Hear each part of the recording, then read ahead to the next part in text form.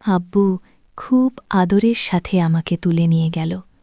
সে আমাকে বিছানায় নিয়ে গেল এবং আমার উপর একটা কম্বল বিছিয়ে দিল এবং নিজেই আমার সাথে শুয়ে গেল। আমার কিন্তু খুব লজ্জা লাগছিল। আমি ভাবছিলাম এখন কি করব, কিন্তু ততক্ষণে আব্বু তার কাজ শুরু করে দিয়েছে। আমি বারবার বললাম, আব্বু, আমি তোমার মেয়ে। বন্ধুরা, আমার একটাই ছুতুকুল দাই, আমার মামা আর আব্বু। আব্বু মদের দোকানে কাজ করে এবং তার দোকানটাও খুব ভালো চলে, তাই আমাদের বাড়িতে সব কিছু আছে। আমার গ্রামের বাড়ির সব ছেলে আমার জন্য পাগল, কারণ আমি খুব সুন্দরী আর কোমল মেয়ে। কিন্তু আমি যত সুন্দরী হই না কেন, আমিও সমানভাবে নিরীহ। রাতে ভেজা বিছানায় ঘুমাতে ভয় পেতাম, তাই আমি আমার মামার সাথে তার ঘরে ঘুমাই। বাবা সব সময় আমার মামাকে বলতেন যে এখন আমাদের মেয়ে বড় হয়ে গেছে, তার বিয়ে দেওয়া উচিত। এই কথা শুনে আমি লজ্জা পেতাম। ডিসেম্বরের একটা দীর্ঘ ঠান্ডা রাত ছিল। কাকা আর ভাই আমার চাচাতো ভাইদের বিয়েতে গিয়েছিলেন। তখন তারা আমার কাছেই ঘুমাচ্ছিলেন।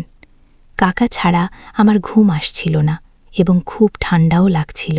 আমি হিটার চালু করার কথা ভাবছিলাম, যাতে ঠান্ডা একটু কমে যায় এবং ঘরটাও গরম হয়। তাই আমি রান্নাঘরে গিয়ে একটা ম্যাচবক্স নিয়ে হিটার চালু করলাম। কিন্তু আমার ভাগ্য খারাপ ছিল যে রান্নাঘর থেকে ম্যাচবক্স তুলতে গিয়ে এক টুকরো তরকারি আমার গায়ে পড়ে গেল এবং তরকারি আমার জামা কাপড়ে পড়ল। খুব রেগে গিয়েছিলাম যে খুব ঠান্ডা আর সেই তরকারির উপরেও আমার জামা কাপড়ে পড়ল। আমি ঘরে এসে হিটার চালু করে কাপড় শুকাতে শুরু করলাম, কিন্তু তরকারি আমার শরীরেও পড়ে গিয়েছিল, যার কারণে আমি খুব বিভ্রান্ত বোধ করছিলাম। আমি হিটারে পানি গরম করে স্নান করতে গেলাম। স্নান শেষ করে মনে পড়ল যে আমি অন্য কাপড় আনতে ভুলে গেছি।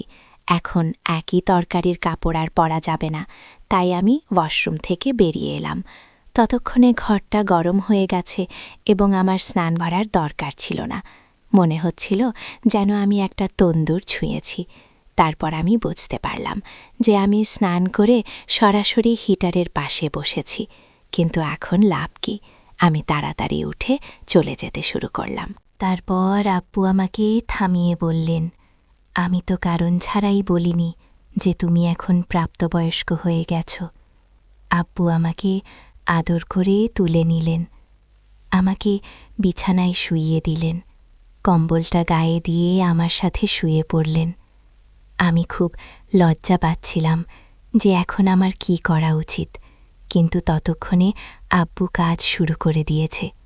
আমি তাকে অনেক বলেছি যে আব্বু, আমি তোমার মেয়ে, আমার এখনও বিয়ে হয়নি। কিন্তু এখন সে আমার একটা কথাও শুনছিল না এবং আমাকে বলছিল যে একবার খেলো, তাহলে তুমি বাজাতে শিখবে। আমিও আব্বুর সাথে খেলতে শুরু করলাম এবং তাকে মন দিয়ে সমর্থন করতে লাগলাম। যখন আব্বু আমাকে জোরে ছেড়ে দিল, তখন রক্ত বের হতে লাগল। আব্বু খুব দ্রুত খেলছিল, কারণ সে একজন বৃদ্ধ খেলোয়াড় ছিল। কিন্তু আমি কখনো এমন খেলা খেলিনি, তাই আমি খুব ক্লান্ত ছিলাম। যখন আব্বু খেলতে খেলতে ক্লান্ত হয়ে পড়েছিল, তখন আমি স্বস্তি পেয়েছি। তখন আমিও 2-3 বার স্বস্তি পেয়েছি, কিন্তু আমি বুঝতে পারিনি কখন আমার ভাই বাড়ি ফিরে এসে আমাকে আর আব্বুর ঘরের কাজকর্ম দেখছিল।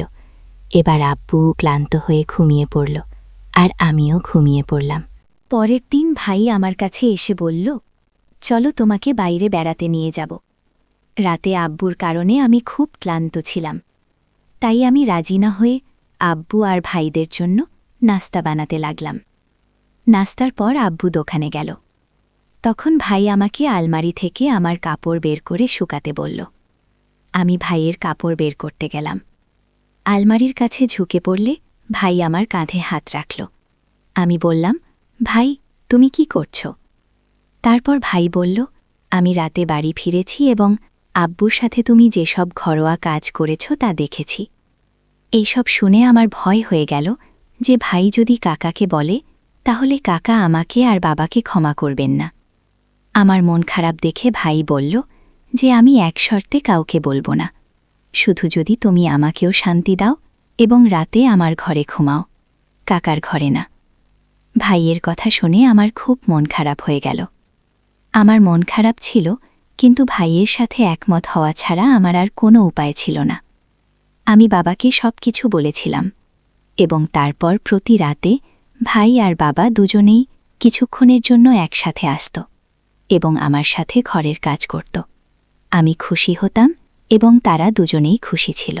গল্পটি যদি ভালো লেগে থাকে তাহলে ভিডিওটি লাইক করো এবং চ্যানেলটি সাবস্ক্রাইব করতে ভুলো না।